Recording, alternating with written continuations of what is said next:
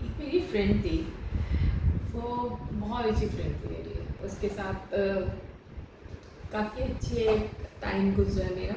और लेकिन उसकी कुछ बात ऐसी थी जो मुझे बुरी लगती है, और जब मुझे किसी की बात बुरी लग जाती है तो फिर मैं साइलेंट हो जाती हूँ, मैं उसको कुछ नहीं बोलती हूँ।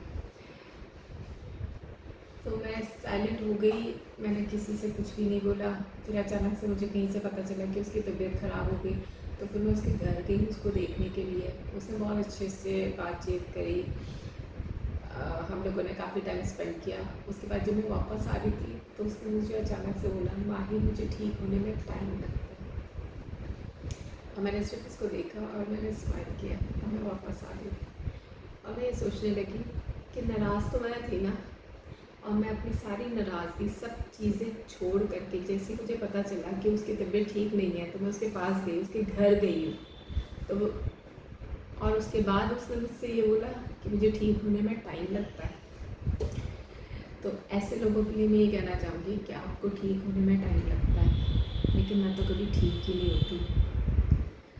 और उसके बाद फिर मैंने उसके से कभी कांटेक्ट नहीं किया। हाँ, उसने मुझसे कांटेक्ट किया, कई बार कोशिश करी उसने मुझसे कांटेक्ट करने की, बट मैंने नहीं बात करी। और उसके बाद फिर उसने सब जगह ये बोला कि मैं ठीक नहीं हूँ, देखो वो मुझे इतनी बार कॉल कर रही है बट मैं उसको रिप्लाई नहीं दे रही, तो मैं ही गलत हूँ।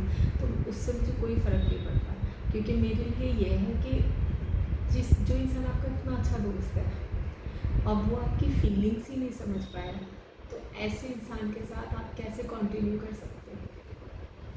अगर दोस्ती में एटलीस्ट ट्रस्ट और फीलिंग्स ही तो होती है। अब तक वो इतने टाइम में मेरी फीलिंग्स ही नहीं समझ पाई कि उसकी एक बार तबीयत ख़राब होने वाली बात सुनते ही मैं उसके घर तक पहुंच गई।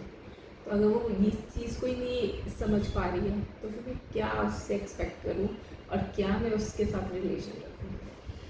इसलिए अगर कोई आपसे ये बोले कि, और कोई आपकी फीलिंग्स ना समझे, तो फिर बेहतर है उसे छोड़ ही दो और आगे बढ़ो, मूव ऑन।